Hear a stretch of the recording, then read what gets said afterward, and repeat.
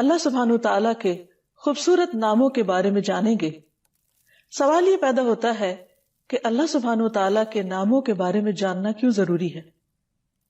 جیسا کہ ہم سب جانتے ہیں کہ کسی کی پہچان کے لیے اس کا نام جاننا ضروری ہوتا ہے. عام روزمرہ زندگی میں بھی ہم دیکھتے ہیں کہ کسی بھی چیز کے ساتھ خوبصورت تعلق، خوبصورت معاملہ اور اس کی خوبصورت پہچان اسی وقت ہوتی ہے جب ہمیں اس کا نام معلوم ہوتا ہے. اللہ سبحانہ تعالیٰ نے آدم علیہ السلام کو پیدا کرنے کے بعد سب سے پہلے انہیں تمام چیزوں کے نام سکھائے تھے تاکہ جس دنیا میں وہ بھیجے جا رہے ہیں اس دنیا سے وہ صحیح طور پر فائدہ اٹھا سکیں. انسانوں میں سے بھی ہم کسی انسان کے ساتھ بہتر معاملہ اسی وقت کرتے ہیں جب ہم اس کو اچھی طرح پہچانتے ہیں. کسی بھی تعلق میں جتنی اچھی پہچان ہوتی ہے، دوسرے کی شخصیت کے بارے میں جتنا زیادہ ہم جانتے ہیں، اس کے ساتھ پھر اسی کے لیول اور اسی کے درجے کے مطابق ہم اس کے ساتھ معاملہ کرتے ہیں، اور پھر معاملے میں آسانی بھی ہوتی ہے، کام بھی آسان ہوتے ہیں اور زندگی خوشگوار ہوتی ہے. یہ تو تھا تعلق چیزوں کے ساتھ ہمارا یا انسانوں کے ساتھ. ہم پر سب سے بڑا حق ہمارے رب کا ہے، جس نے ہمیں پیدا کیا، جو ہمیں رزق دیتا ہے، جس کی طرف ہمیں واپس لوٹ کر جانا ہے. اس کے ساتھ ہمارا تعلق اسی وقت درست ہو سکتا ہے جب ہم اس کو پہچانتے ہوں، اور اس کی پہچان کے لیے اس کے ناموں کو جاننا، اس کی صفات کو جاننا بے حد ضروری ہے.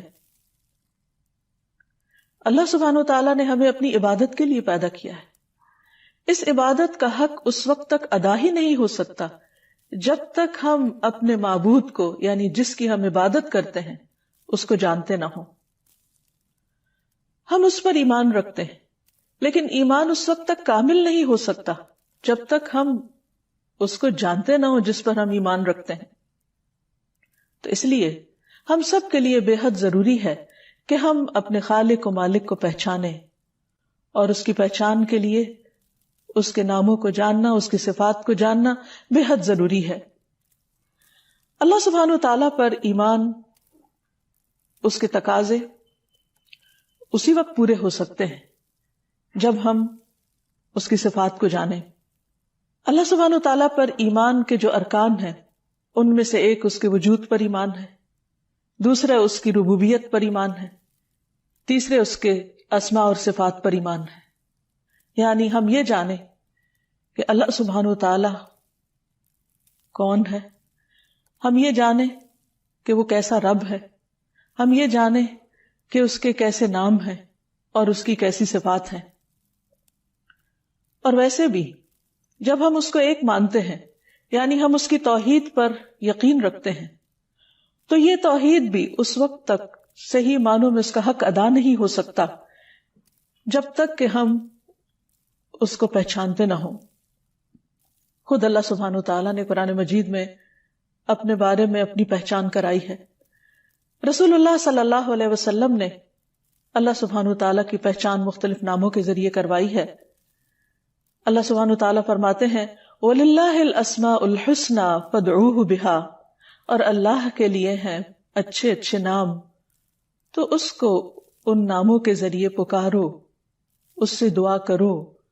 یعنی اگر ہم اس کے سامنے اپنی حاجات رکھیں گے تو کس طرح رکھیں گے؟ ظاہر ہے اس کو پکار کر. اور کس طرح پکاریں گے؟ اس کے ناموں کے ساتھ ہی. مثلا جب ہم بخشش چاہیں تو کیا کہیں گے؟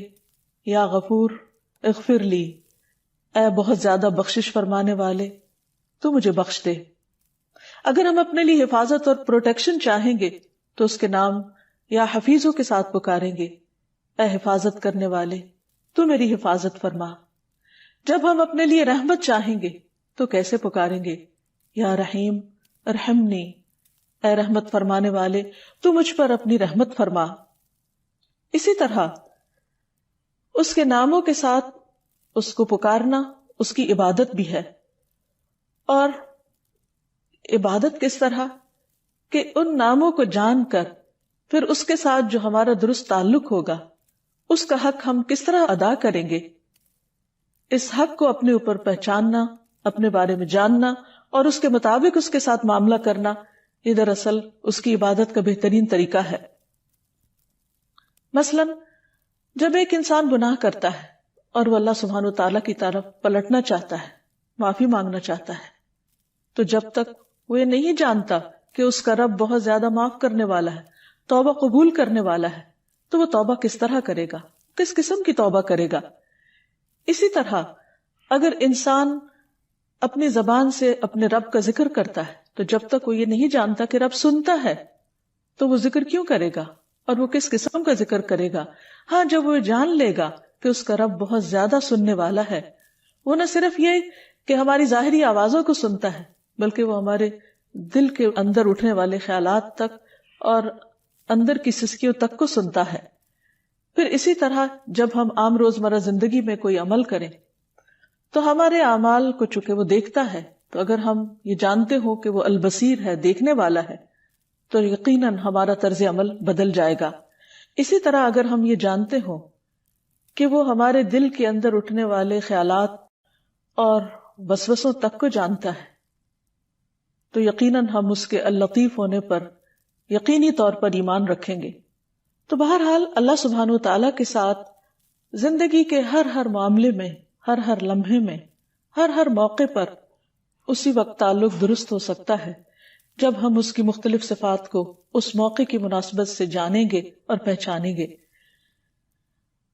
پھر یہ بھی یاد رکھیے کہ اس علم کا حاصل کرنا تمام علوم سے زیادہ ضروری ہے، کیونکہ اللہ سبحانہ وتعالیٰ کا حق ہم پر سب سے زیادہ ہے، اور اس کا حق ادا کرنے کے لیے اس کی پہچان ضروری ہے، اور اس کی پہچان کے لیے علم حاصل کرنا ضروری ہے۔ قرآن مجید میں اللہ تعالیٰ فرماتے ہیں فَعْلَمْ أَنَّهُ لَا إِلَهَ إِلَّا هُوَ، جان لو کہ اس کے سوا کوئی الہ نہیں مگر وہی۔ گویا اس کے ایک الہ ہونے کو جاننا اور اس کو سمجھنا بھی ضروری ہے، اور اس سمجھ کے لیے ہمیں قرآن و سنت کے مطالعے کی ضرورت ہے، کیونکہ اللہ سبحانہ وتعالیٰ کے حقیقی نام خود اللہ سبحانہ وتعالیٰ کے سوا کوئی نہیں بتا سکتا۔ اس نے وحی کے ذریعے اپنے نام اور اپنی صفات کا ذکر قرآن مجید میں کیا، اور اپنے ناموں کے بارے میں خود رسول اللہ صلی اللہ علیہ وسلم کو بذریعہ وحی علم عطا کیا۔ اس لیے اگر ہم واقعی اس کو جاننا چاہتے ہوں تو ہمارے لیے یہ دو بڑے سورسز یعنی قرآن و سنت کا مطالعہ ضروری ہے۔ تو انشاءاللہ ہم اپنے اس پروگرام میں اللہ سبحانہ وتعالیٰ کے ان خوبصورت ناموں کی پہچان قرآن و سنت کے ذریعے آپ کے سامنے رکھیں گے، تاکہ ہم اللہ تعالیٰ کا حق صحیح طور پر ادا کر سکیں، اور اگر ہم اس کا حق ادا کریں گے تو وہ ہم سے راضی ہوگا، اور اگر وہ ہم سے راضی ہوگا تو ہی ہمارے لیے کامیابی اور نجات کی راہ کھلے گی۔ جیسا کہ عرض کیا کہ اللہ سبحانہ وتعالیٰ کی وحدانیت کو جاننے کے لیے بھی خود اللہ سبحانہ وتعالیٰ ہی کی طرف رجوع کرنا پڑے گا، جس کے بارے میں اللہ سبحانہ وتعالیٰ نے خود حکم بھی دیا۔ اسی طرح رسول اللہ صلی اللہ علیہ وسلم نے فرمایا، جو شخص اس حال میں فوت ہوا کہ اسے علم تھا کہ اللہ کے سوا کوئی معبود برحق نہیں، تو وہ جنت میں داخل ہوگا۔ گویا جنت میں داخلے کے لیے بھی ضروری ہے کہ اس کے ایک ہونے کے بارے میں صحیح علم حاصل کیا جائے، اور اگر یہ علم ہوگا تو یقینی طور پر اس علم کے مطابق انسان کا عمل بھی بدلے گا، اور وہ ویسا ہی ہوگا عمل پھر جو رب کو راضی کرنے والا ہوگا۔ پھر اسی طرح ایمان میں اضافے کے لیے بھی ضروری ہے کہ انسان اللہ سبحانہ وتعالیٰ کے اسماء و صفات کو جانے۔ انسان کا ایمان جس درجے میں بڑھتا ہے اس کا عمل اسی درجے میں خوبصورت ہوتا ہے، کیونکہ اس کی پہچان جتنی زیادہ ہوگی، اس کا احساس دل میں جتنا زیادہ گہرا ہوگا، اسی اعتبار سے انسان کی عبادت کے اندر حلاوت پیدا ہوگی، اس میں لطف پیدا ہوگا، اور انسان دل و جان کے ساتھ، دل کے نشاط اور سرور کے ساتھ اللہ سبحانہ وتعالیٰ کے آگے جھکے گا۔ مثلاً عام طور پر ہم اس کی عبادت کرتے ہیں، نماز پڑھتے ہیں، بہت سے لوگوں کے لیے نماز ایک بہت بھاری کام ہوتی۔ کیوں؟ اس لیے کہ وہ رب کو جانتے ہی نہیں، وہ پہچانتے نہیں، وہ اس کی قدر نہیں پہچانتے، اس لیے نماز ان کے لیے بس ایک مکینیکل عمل ہوتی ہے، کچھ چند حرکات کا نام ہوتی ہے، جس کو وہ اپنے روزمرہ کے اسکیجول میں سے وقت نکال کر اس مخصوص وقت میں اس کے حضور حاضر ہونے کو ایک بہت مشکل کام سمجھتے ہیں۔ لیکن جو انسان اللہ تعالیٰ کو پہچانتا ہو کہ وہ کون ہے، کتنی عظیم ہستی ہے، اور اس کی عظمت اس کے دل میں جاگزیں ہو جائے، تو پھر ہو نہیں سکتا کہ اس کا دل اس کی عبادت کی طرف کھینچا نہ چلا جاتا ہو، کیونکہ یہ انسان کی عام کمزوری ہے کہ جس چیز کو بھی وہ اہمیت دیتا ہے، جس چیز کے اندر وہ اپنا فائدہ سمجھتا ہے، اس چیز کی طرف بغیر کسی کے کہے بھی کھنچتا چلا جاتا ہے، دوڑتا چلا جاتا ہے۔ مثلا دنیا میں ہم دیکھتے ہیں کہ ہم انسان کو مال سے محبت ہے، تو جہاں اس کو معلوم ہوتا ہے کہ اسے مال حاصل ہوگا، وہ کسی کو کہنے کی ضرورت نہیں ہوتی، انسان خود دوڑ کر ان راستوں اور ان جگہوں پہ پہنچتا ہے جہاں سے اس کو مال حاصل ہوتا ہے۔ اسی طرح اگر کسی انسان کو دنیا کا کوئی علم چاہیے، کوئی ڈگری چاہیے، تو وہ پوری کوشش کرتا ہے کہ اسے کسی ایسی یونیورسٹی میں داخلہ ملے، کسی ایسی جگہ پر وہ چلا جائے کہ جہاں اس کی مرضی کے مطابق اسے علم حاصل ہو سکے۔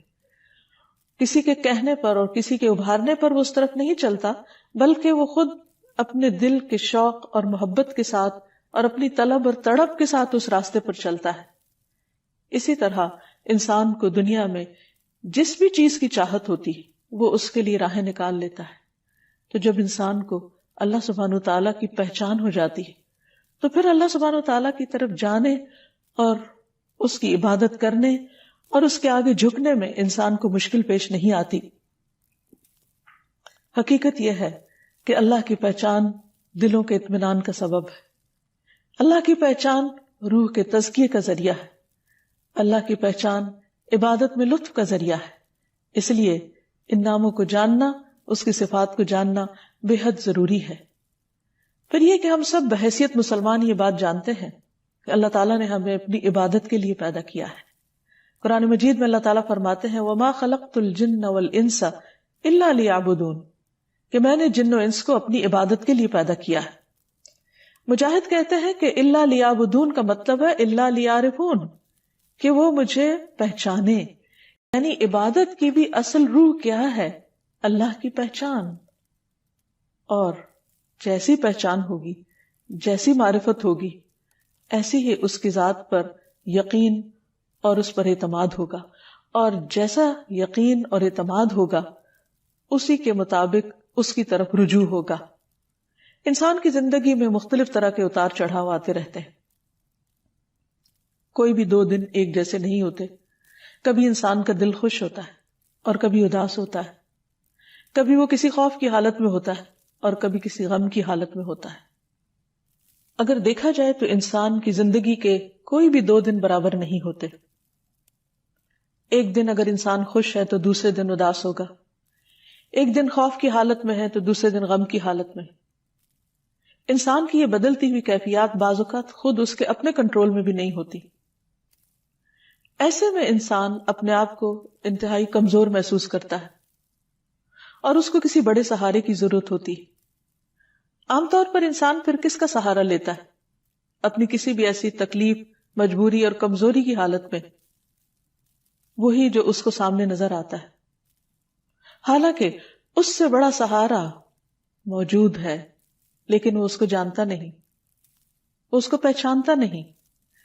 لیکن اگر انسان واقعی اللہ کی معرفت رکھتا ہو، اللہ کی پہچان رکھتا ہو، تو وہ صرف ظاہری سہاروں پر پورا بھروسہ کرنے کی بجائے حقیقی معنوں میں اس کا سہارا پکڑے جو کبھی بھی ٹوٹنے والا نہیں، کبھی بھی ختم ہونے والا نہیں۔ جب انسان اللہ کو پہچانتا ہے تو پھر اس کی دعا اس کے دل کی گہرائیوں سے نکلتی ہے، پورے یقین کے ساتھ، اور جو دعا جتنے یقین کے ساتھ انسان مانگتا ہے اس کی قبولیت کا درجہ اتنا زیادہ ہی بڑھ جاتا ہے۔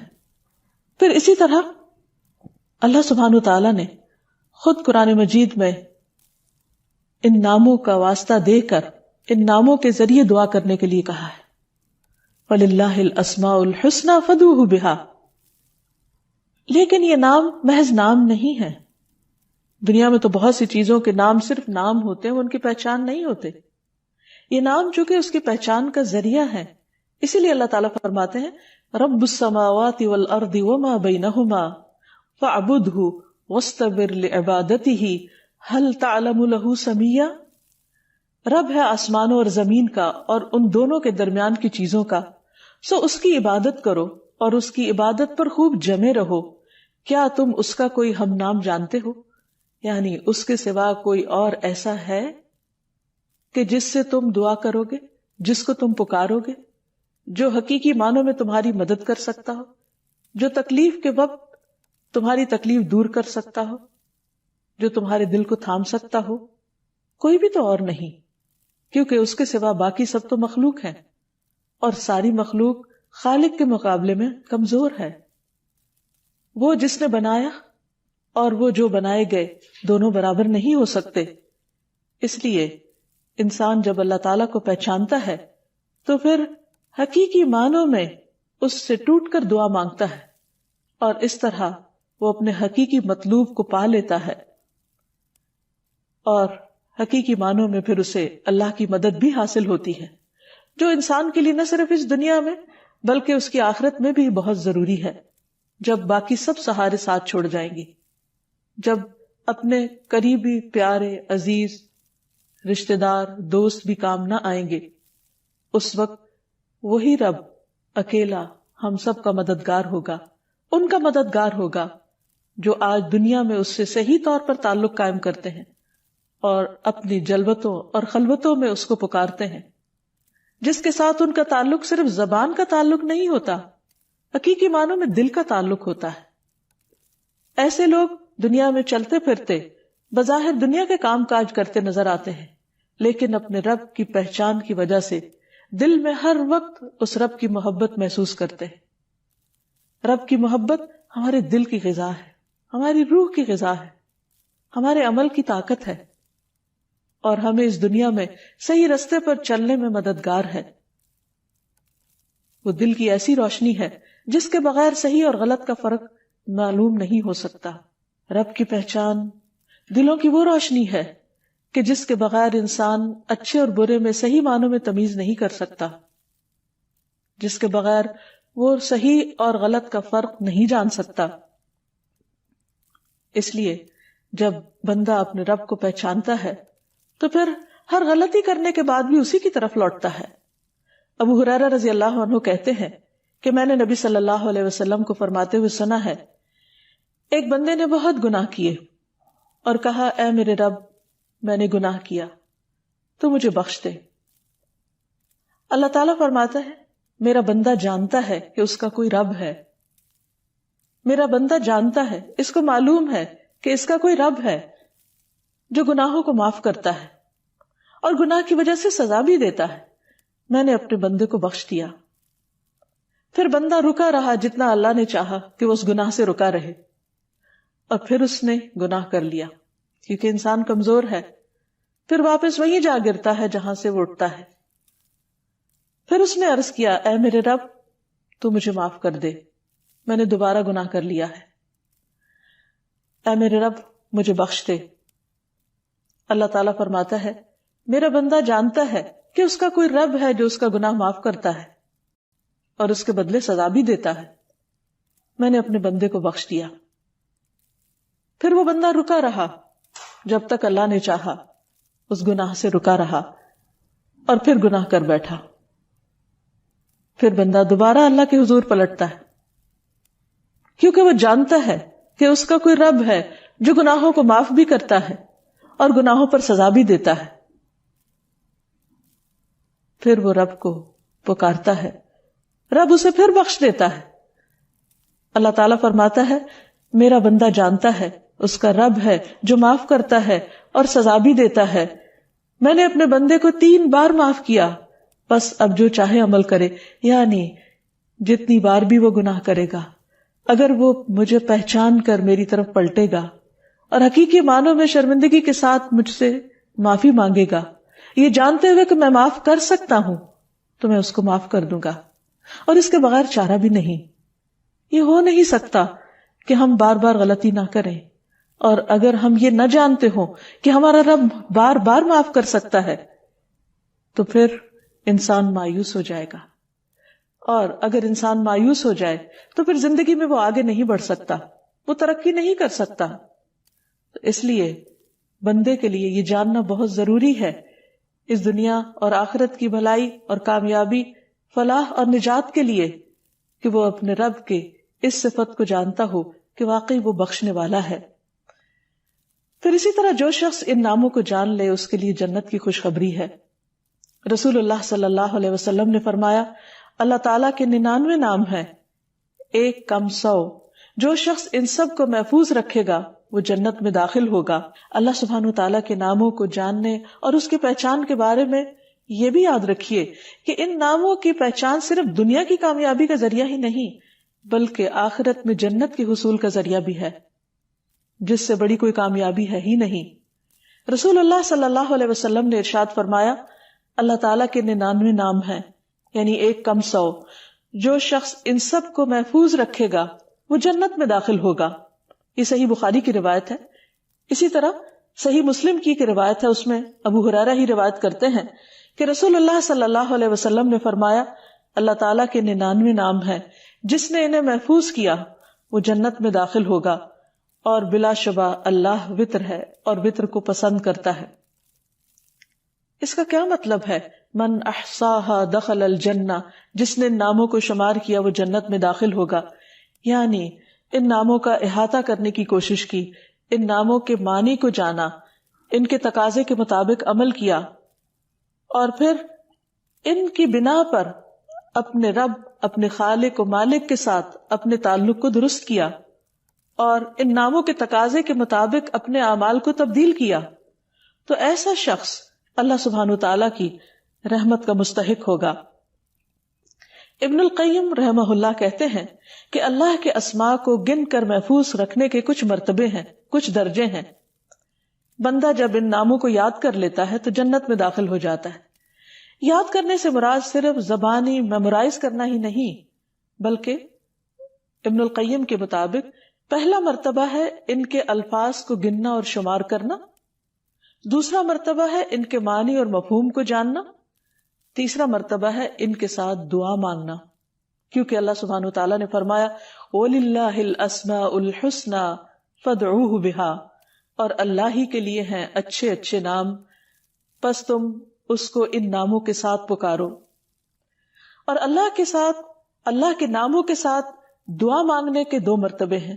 نمبر 1 دعاء العبادہ، تعریف اور عبادت کی دعا، اور نمبر 2 دعاء المسئلہ، طلب اور مانگنے کی دعا. تو گویا اللہ تعالیٰ کی تعریف نہیں کی جا سکتی مگر اللہ سبحانہ وتعالیٰ کے خوبصورت ناموں کے ذریعے اور اس کی بہترین صفات کے ذریعے. یعنی اگر ہم اللہ تعالیٰ کی عبادت کرنا چاہیں، اللہ تعالیٰ کی حمد و ثنا کرنا چاہیں، اللہ تعالیٰ کا شکر ادا کرنا چاہیں، اللہ تعالیٰ سے اپنی محبت کا اظہار کرنا چاہیں، تو اس کے لیے ضروری ہے کہ ہم اس کو اس کے پیارے پیارے ناموں کے ساتھ پکاریں، وہ نام جو خود اس نے اپنے ہمیں بتا دیے، کیونکہ اس سے زیادہ خود اس کے بارے میں اور کون جان سکتا ہے. کوئی اور ہمیں اس کے بارے میں کیا بتا سکتا ہے سوائے اس کے جو خود اس نے اپنی پہچان ہمیں کرا دی. لہذا جب ہم اللہ سبحانہ وتعالیٰ کے ان ناموں کا ذکر کریں گے، ورد کریں گے، ان کے ساتھ اس کو پکاریں گے، تو گویا یہ ایک عبادت کی حالت ہوگی. اور پھر اگر ہم اس سے کچھ مانگیں گے تو وہ ہمیں عطا کرے گا، کیونکہ یہ اس کا اپنا فرمان ہے کہ تم ان کے ساتھ اس کو پکارو. اور یہاں یہ بات بھی پھر یاد رہے کہ یہ نام خود اس نے ہمیں بتائے، لہذا ان ناموں کی مناسبت کے ساتھ اپنی حاجات پیش کرنا، اس سے سوال کرنا، اس سے دعا مانگنا اس کو پسند ہے.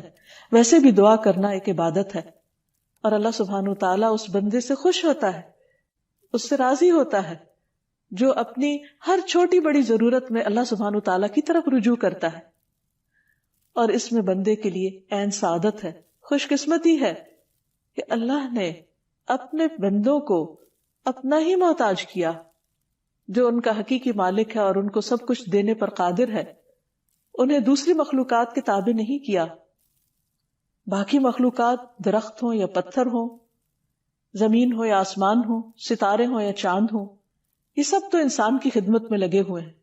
یہ انسان کے الہ ہو نہیں سکتے، انسان کے معبود ہو نہیں سکتے، اور حقیقی معبود وہی ہے جو ان سب کا خالق ہے، اور وہی ہم سے چاہتا ہے کہ ہم باقی تمام چیزوں کی غلامی سے آزاد ہو کر صرف اس کے غلام بن جائیں، صرف اس کے بندے بن جائیں، تعریف بھی کریں تو اس کی، شکر ادا کریں تو اسی کا، مانگیں تو اسی سے، اور گناہ کر لیں تو پلٹیں بھی اسی کی طرف جو شرمندہ نہیں کرتا، جو پکارتا ہے کہ اے دن کے گناہگار تو رات کو لوٹا، میں تجھے معاف کر دوں گا، اور اے رات کے گناہگار تو دن کو پلٹا، میں تجھے معاف کر دوں گا۔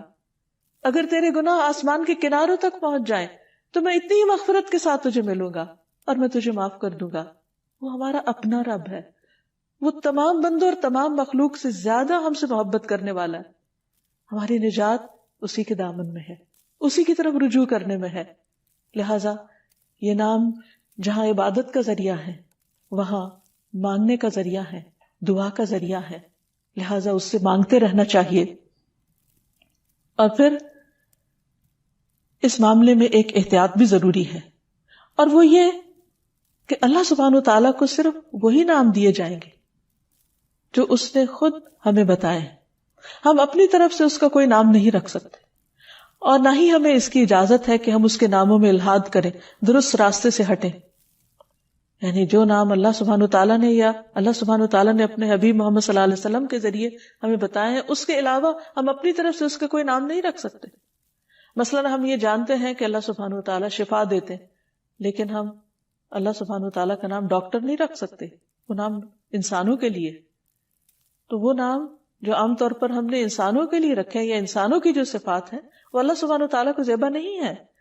اس لیے اس معاملے میں بہت احتیاط کی بھی ضرورت ہے، اور ہمیں اس معاملے میں کتاب و سنت سے آگے نہیں بڑھنا۔ اور پھر اللہ سبحانہ وتعالیٰ کو مخلوق سے تشبیہ نہیں دینی، کیونکہ اللہ سبحانہ وتعالیٰ ان سب سے اعلیٰ و افضل ہے، اس لیے اس کی جو صفات ہیں اسی کے ساتھ خاص ہیں، اور جو اس کی صفات ہیں وہ اسی کو زیبا ہے، اور اس میں کسی بھی قسم کی تحریف جائز نہیں، کسی بھی قسم کی تشبیہ جائز نہیں، کسی بھی قسم کی تمثیل جائز نہیں۔ یعنی ہم یہ نہیں کہیں گے کہ اللہ تعالیٰ سنتا ہے جیسے بندے سنتے ہیں، نعوذ باللہ، ایسا نہیں کہہ سکتے۔ اسی طرح یہ بھی نہیں کہ وہ کیسے سنتا ہے یہ ہمیں نہیں معلوم، نہ اس نے ہمیں بتایا ہے۔ ہمارا بس یہ یقین ہونا چاہیے کہ اس نے ہمیں بتایا ہے کہ وہ سنتا ہے تو بس سنتا ہے، کیسے کا جواب ہمیں نہیں معلوم۔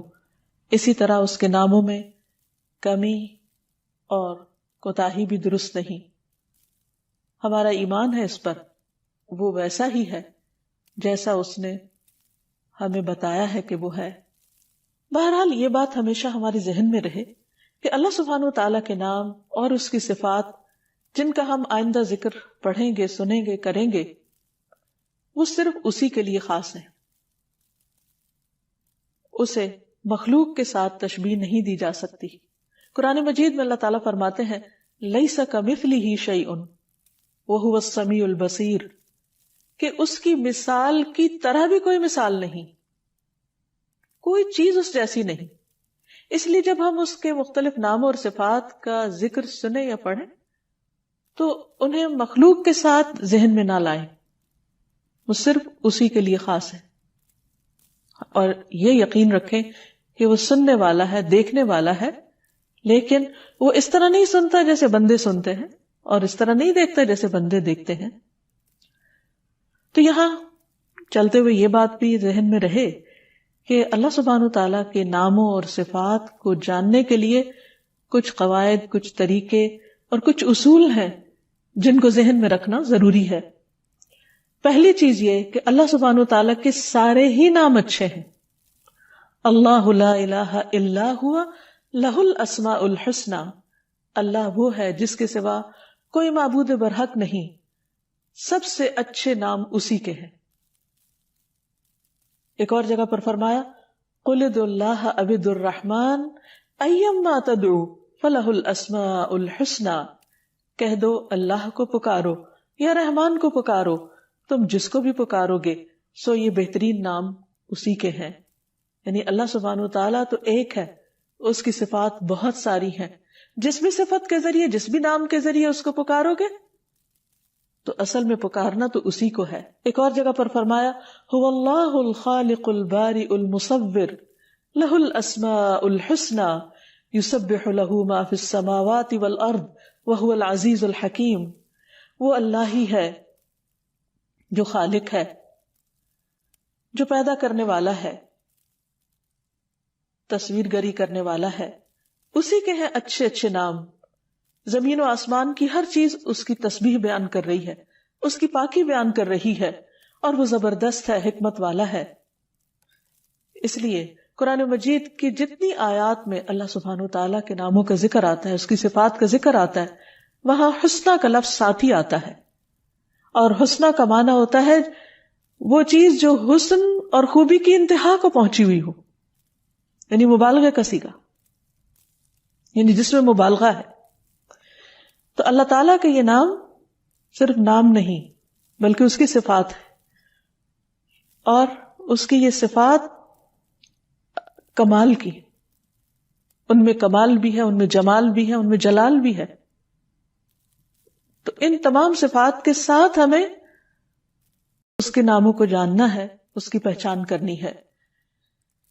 پھر اسی طرح یہ بھی یاد رکھیے کہ یہ حسن دو طرح سے ہے.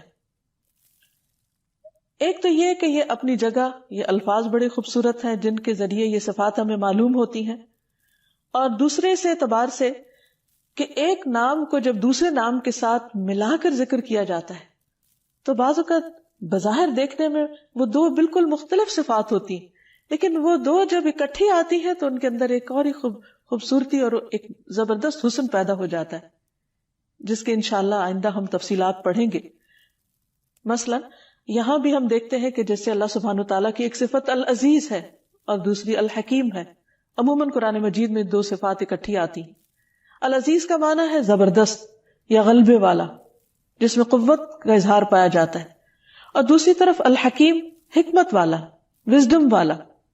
یعنی اللہ سبحانہ وتعالیٰ جہاں قوت، اقتدار، غلبے اور جبروت کے مالک ہیں، وہاں دوسری طرف وہ بہت حکمت والے ہیں. عموماً کیا ہوتا ہے کہ جب کسی کے پاس قوت آ جاتی تو وہ اس قوت کو جیسے چاہتا ہے استعمال کرتا ہے، لیکن اللہ سبحانہ وتعالیٰ اپنی ان تمام قوتوں کو حکمت کے ساتھ استعمال کرتے ہیں. اور پھر آخر میں یہ کہ اللہ تعالیٰ کے نام صرف کسی مخصوص تعداد یا مقدار میں نہیں، بلکہ اس کے کچھ نام ایسے ہیں جو اس نے اپنے خزانہ غیب میں رکھے ہوئے، اور کچھ نام اس کی کتاب میں ہیں، اور کچھ نبی صلی اللہ علیہ وسلم کے ذریعے ہمیں بتائے گئے. جیسے کہ ایک دعا سے ہمیں پتہ چلتا ہے، اسألک بکل اسم هو لک سمیت به نفسک او انزلته فی کتابک او علمته احدا من خلقک او استأثرت به فی علم الغیب عندک.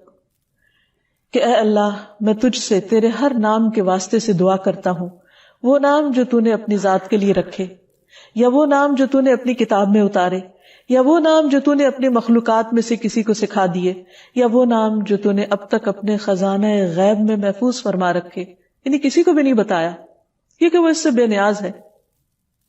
تو میں تیرے ان تمام ناموں کے ذریعے تجھ سے دعا کرتا ہوں. تو یاد رکھیے کہ اللہ سبحانہ وتعالیٰ کے صرف 99 یا 99 نیمز ہی نہیں، اس سے زیادہ ہیں. اس حدیث سے پتہ یہ چلتا ہے کہ اگر کوئی 99 بھی یاد کر لے گا تو وہ اس کے لیے جنت میں جانے کا راستہ آسان کر دیں گے. لیکن اس حدیث دوسری سے پتہ چلتا ہے کہ یہ نام اس سے کہیں زیادہ ہے، اور کچھ تو اللہ تعالیٰ نے ہمیں بتائے ہیں اور کچھ بتائے بھی نہیں. اور آخر میں یہ کہنا چاہوں گی کہ جب تک ہماری زندگی ہے، جب تک اللہ سبحانہ وتعالیٰ نے ہمیں بولنے کی، اظہار خیال کی استطاعت دی ہے، اس وقت سے، ان گھڑیوں سے فائدہ اٹھانا چاہیے اور اللہ سبحانہ وتعالیٰ کو خوب خوب پکارنا چاہیے. کہیں ایسا نہ ہو کہ مہلت کے یہ لمحات ختم ہو جائیں اور پھر ہم اپنے اعمال کے ساتھ اللہ کے حضور حاضر ہوں. اس وقت اگر خدا نخواستہ ہمیں وہ انجام دیکھنا پڑا جو ہمیں پسند نہ ہو تو وہاں اس کو پکارنا کچھ بھی فائدہ نہ دے گا. اس لیے مانگنے کا وقت آج ہے، آئیے اللہ تعالیٰ سے دعا کریں کہ اے اللہ تو ہمیں اپنے تمام ناموں کے وسیلے سے، اپنے تمام ناموں کے ذریعے ہم پر اپنی رحمت فرما، ہمیں ان کی پہچان کروا دے، ہمیں اپنی ذات کی وہ معرفت دے کہ جس سے ہمارے یقین اور ایمان میں اضافہ ہو، جس سے ہمارے لیے تیری عبادت آسان ہو، جس سے ہمارے اندر تیری محبت اور تیری چاہت کا ذوق پیدا ہو۔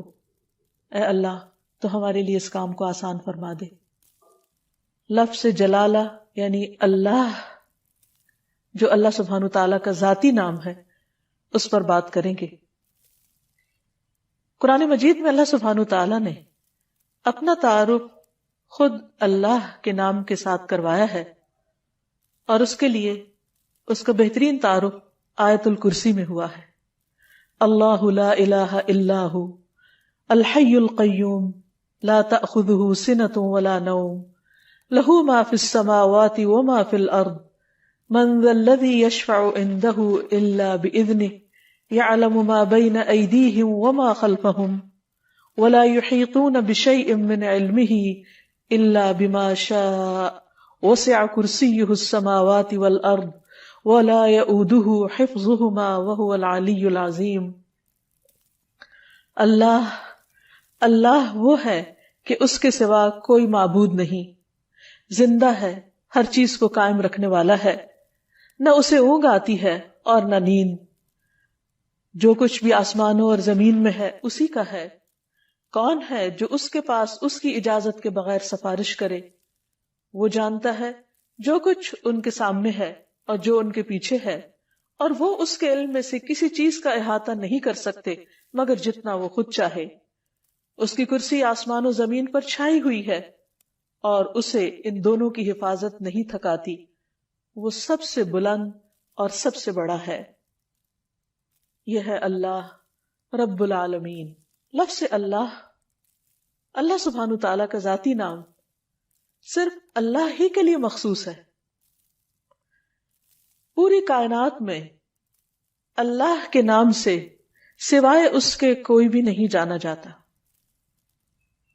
کسی اور کا یہ نام ہے ہی نہیں۔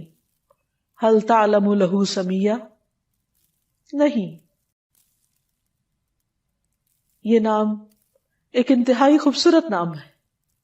اگر اس کی تحریر پر آپ غور کریں تو اس کے ساری شیپ اوپر کو اٹھتی ہوئی جاتی ہے، جو اپنی تحریر کے اعتبار سے بھی اللہ سبحانہ تعالیٰ کی عظمت اور بلندی پر دلیل ہے۔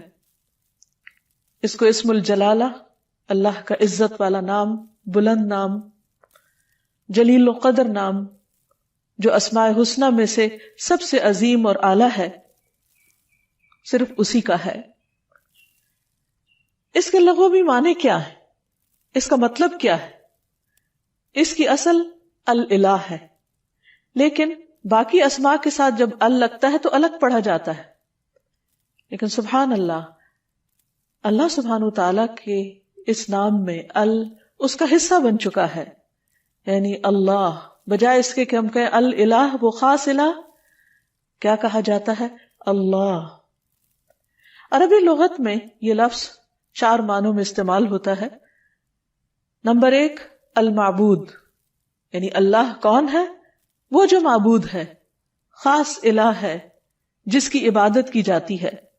نمبر 2 الملجا، جس کی پناہ لی جاتی ہے، خوف میں، غم میں، پریشانیوں میں جس کی طرف رجوع کیا جاتا ہے، جو پناہ گاہ ہے۔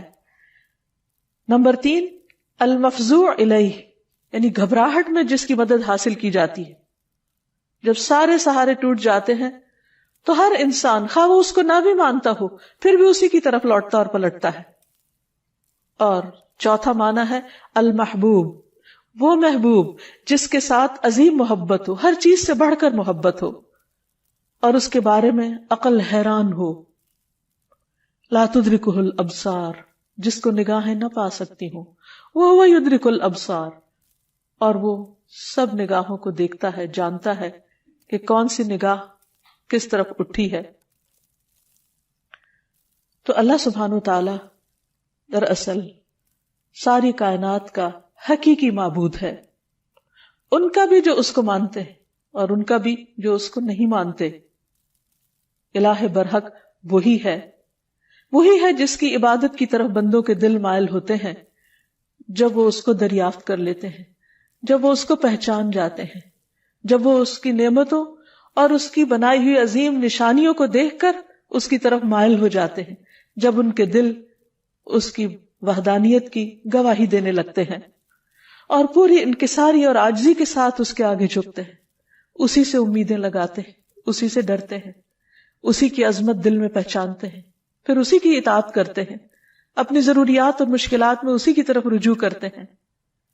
وہ وہی الہ برحق ہے جو عرش سے لے کر اس ٹھہری ہوئی زمین کی گہرائیوں تک واحد الہ ہے، جس کے سوا کوئی اور الہ نہیں ہے۔ وہ عظیم و برتر ہے اپنی صفات میں اور ان کی بڑائی اور کمال اور جلال میں اور جمال میں۔ اس کے جتنے بھی نام ہیں، اس کی جتنی بھی صفات ہیں، وہ سب اسی کی طرف لوٹتی ہیں، یعنی اس کے ذاتی نام اللہ کی طرف۔ اس کا کوئی شریک نہیں، کوئی اس کے مشابہ نہیں، کوئی اس کے ہم مثل نہیں، کوئی اس کا ہمسر نہیں، کوئی اس کا مددگار نہیں، وہ ہر لحاظ سے کامل ہے۔ اللہ جو دلوں کے لیے باعث راحت ہے، جس کا ذکر، جس کا تصور، جس کا خیال اور جس پر ایمان دلوں کے اطمینان کا ذریعہ ہے۔ انسان جب اس کو دریافت کر لیتا ہے، جب اس کو پا لیتا ہے، جب اس کو پہچان لیتا ہے، تو پھر ہر چیز سے بے نیاز ہو جاتا ہے۔ اللہ جل جلالہ کا یہ نام قرآن مجید میں سب سے زیادہ استعمال ہوا ہے۔ 2500 سے زیادہ بار لفظ اللہ قرآن مجید میں مختلف جگہوں پر آیا ہے، مختلف آیات میں۔ اور جس آیت میں اللہ سبحانہ تعالیٰ کا تعارف کروایا گیا، وہ آیت الکرسی قرآن مجید کی سب سے بڑی آیت شمار ہوتی ہے۔ ابی ابن کعب سے مروی ہے کہ نبی صلی اللہ علیہ وسلم نے ایک مرتبہ ان سے پوچھا کہ قرآن کریم میں سب سے عظیم آیت کون سی ہے؟ انہوں نے کہا اللہ اور اس کا رسول جانتے ہیں۔ نبی صلی اللہ علیہ وسلم نے ان سے پھر کئی بار پوچھا تو اس پر انہوں نے عرض کیا آیت الکرسی۔ اس پر آپ بہت خوش ہوئے اور فرمایا کہ ابو المنذر تمہیں علم مبارک ہو، یعنی واقعی تمہارے پاس علم ہے، تم جانتے ہو کہ اللہ کون ہے، اور اس کا تعارف قرآن مجید میں جس آیت میں ہے وہ آیت اسی بنا پر سب سے بڑی آیت شمار ہوتی ہے۔ پھر ہر رسول نے اپنی اپنی امت کو اللہ ہی کی عبادت کی طرف بلایا، اسی الہ کی طرف متوجہ ہونے کے لیے کہا۔ قرآن مجید سے ہمیں پتہ چلتا ہے کہ جس قوم میں بھی کوئی نبی جو آیا، اس نے لوگوں کو اللہ کی عبادت ہی کی دعوت دی۔ ارشاد باری تعالیٰ ہے وَلَقَدْ بَعَثْنَا فِي كُلِّ أُمَّةٍ رَسُولًا أَنِ اعْبُدُوا اللَّهَ وَاجْتَنِبُوا الطَّاغُوتَ۔ ہم نے ہر امت میں ایک رسول بھیجا جو انہیں یہی کہتا تھا کہ لوگوں اللہ کی عبادت کرو اور طاغوت سے بچو، یعنی غیر اللہ کی عبادت سے بچو۔ نبی صلی اللہ علیہ وسلم نے بھی لوگوں کو اللہ سبحانہ تعالیٰ ہی کی عبادت کی طرف بلایا۔ ربیہ بن عباد دیلمی سے روایت ہے، یہ وہ صحابی ہیں جنہوں نے جاہلیت کا زمانہ بھی پایا اور پھر مسلمان ہو گئے۔ تو یہ کہتے ہیں کہ انہوں نے نبی صلی اللہ علیہ وسلم کو ذو المجاز نامی بازار میں دیکھا، آپ لوگوں کو لا الہ الا اللہ کی دعوت دے رہے تھے اور فرما رہے تھے کہ یا ایھا الناس قولوا لا الہ الا اللہ تفلحوا، اے لوگو لا الہ الا اللہ کہہ دو تو تم فلاح پا جاؤ گے۔ وہ کہتے ہیں کہ آپ صلی اللہ علیہ وسلم گلیوں اور بازاروں میں داخل ہو رہے تھے، لوگ آپ کے پیچھے جاتے، آپ کے ارد گرد جمع ہو جاتے، کوئی ان سے کچھ نہیں کہہ رہا تھا اور آپ خاموش ہوئے بغیر اپنی بات دہرائے چلے جا رہے تھے، اے لوگو لا الہ الا اللہ کہہ دو فلاح پا جاؤ گے، اے لوگو لا الہ الا اللہ کہہ دو فلاح پا جاؤ گے۔ گویا انسان کی کامیابی، اس کی نجات، اس کی فلاح کا انحصار اس بات پر ہے کہ وہ ایک اللہ کو اپنا معبود سمجھے اور اس پر ایمان لے آئے۔ یہی سٹیپنگ سٹون ہے سیدھے راستے کی طرف، کامیابی کی طرف۔ اسی طرح بلحجیم قبیلہ کے ایک آدمی سے روایت ہے، وہ کہتے ہیں کہ میں نے پوچھا اے اللہ کے رسول صلی اللہ علیہ وسلم، آپ کن چیزوں کی طرف دعوت دیتے ہیں؟ یعنی آپ کی دعوت کیا ہے؟ آپ لوگوں کے لیے کیا میسج لے کر آئے؟ آپ نے فرمایا میں اس اللہ کی طرف دعوت دیتا ہوں جو یکتا ہے، بس ایک ہے، وہ اللہ کہ جب تم پر کوئی مصیبت آتی ہے اور تم اسے پکارتے ہو تو وہ تمہاری مصیبت کو دور کر دیتا ہے، جب تم کسی بیابان اور جنگل میں راستہ بھول جاتے ہو اور تم اس سے دعا کرتے ہو تو وہ تمہیں اپنے اصل مقام تک پہنچا دیتا ہے، جب تم قحط سالی میں مبتلا ہوتے ہو اور اس سے دعا کرتے ہو تو وہ پیداوار ظاہر کر دیتا ہے۔ تو اس سے پتہ یہ چلتا ہے کہ ہر انسان کے اندر اللہ کی ایک ضرورت موجود ہے۔ جب وہ دیکھتا ہے کہ اس کے آس پاس کے سب سہارے گم ہو گئے ہیں تو وہ اس ہستی کو پکارتا ہے جس نے اس کو پیدا کیا اور جس نے اس کے ساتھ ضروریات رکھی اور ان ضروریات کو پورا کرنے کا انتظام بھی فرمایا۔ انسان اپنی فطرت میں اپنے رب کو پہچانتا ہے، لیکن اس کا ماحول اس کو مختلف طرح کے اندھیروں میں رکھ کر اس رب سے دور کر دیتا ہے۔ رسول اللہ صلی اللہ علیہ وسلم نے دراصل لوگوں کو انہی اندھیروں سے نکالا، من الظلمات الی النور، من الظلمات الی النور، اندھیروں سے روشنی کی راہ دکھائی اور انہیں اپنے رب کے ساتھ جوڑا۔ پھر یہ کہ لفظ اللہ کے کچھ خصائص بھی ہیں۔ اس لفظ کی سب سے پہلی خصوصیت ہے کہ یہ اللہ سبحانہ وتعالی کا اسم اعظم ہے۔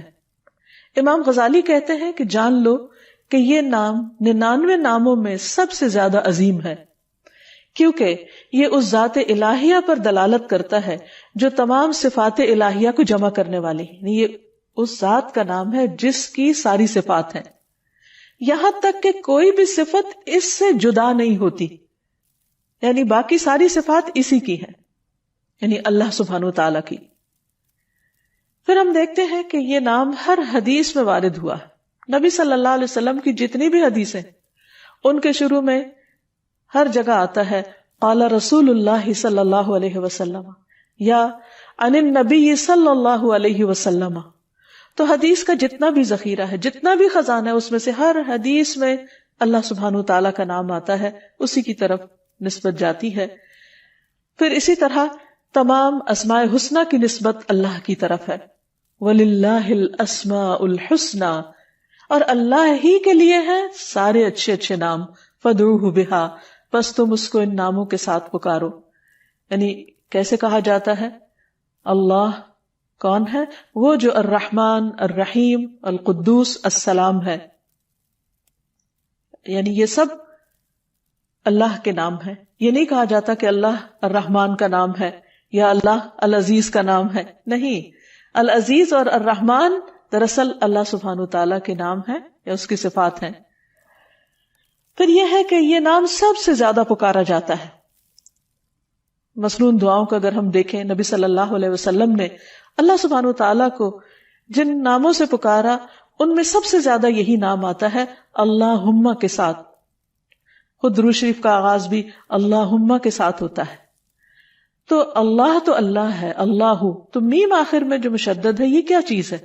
یہ دراصل عربی کا ایک قاعدہ ہے، شروع میں یا کا لفظ لگانے کی بجائے آخر میں میم کا مطلب ہے یہاں پر یا، جیسے ہم کہتے ہیں یا اللہ، تو اسی طرح اللہم کا مطلب ہے اے اللہ۔ حسن بصری کہتے ہیں اے اللہ دعاؤں کے مرکز، جب مانگنے والا کہتا ہے یا اللہ میں تجھ سے سوال کرتا ہوں، گویا وہ یہ کہتا ہے کہ میں اس اللہ سے دعا کرتا ہوں جس کے سب اچھے اچھے نام ہیں اور جس کے بلند نام اور بلند صفات ہیں۔ پھر یہ بھی یاد رکھیے کہ مخلوق میں سے کسی کے اندر آج تک جرت نہیں ہوئی کہ وہ اپنا یا کسی اور کا نام اللہ رکھ دے۔ اللہ سبحانہ وتعالیٰ نے سب کی زبانیں پکڑ رکھی کہ یہ نام اس کے سوا کوئی اور رکھ ہی نہیں سکتا، یہ صرف اسی کی خصوصیت ہے۔ اور پھر یہ کہ تمام امتیں اس نام سے متعارف ہیں، کوئی اس نام کا انکار نہیں کرتی۔ پھر اسی طرح ہم دیکھتے ہیں کہ ہماری نماز کے ہر ایکشن میں یہ نام لیا جاتا ہے۔ مثلا نماز کا آغاز ہوتا ہے تکبیر تحریمہ سے، آغاز میں پہلا لفظ ہی کیا ہے؟ اللہ اکبر، اللہ سب سے بڑا ہے۔ پھر دعا استفتاح ہے، اس میں آتا ہے سبحانک اللہم و بحمدک، اللہ کا نام ہے۔ رکوع میں ہم جو دعائیں مانگتے ہیں ان میں سے دعا ہے سبحانک اللہم ربنا و بحمدک۔ پھر قوما میں جب کھڑے ہوتے ہیں سمع اللہ لمن حمدہ۔ پھر سجدے میں جاتے ہیں تو کہتے ہیں اللہم لک سجدت، اے اللہ میں نے تیرے لیے سجدہ کیا۔ پھر تشہد کی دعاؤں میں سے ہے اللہم اغفر لی ما قدمت وما اخرت وما اسررت وما اعلنت، اے اللہ مجھے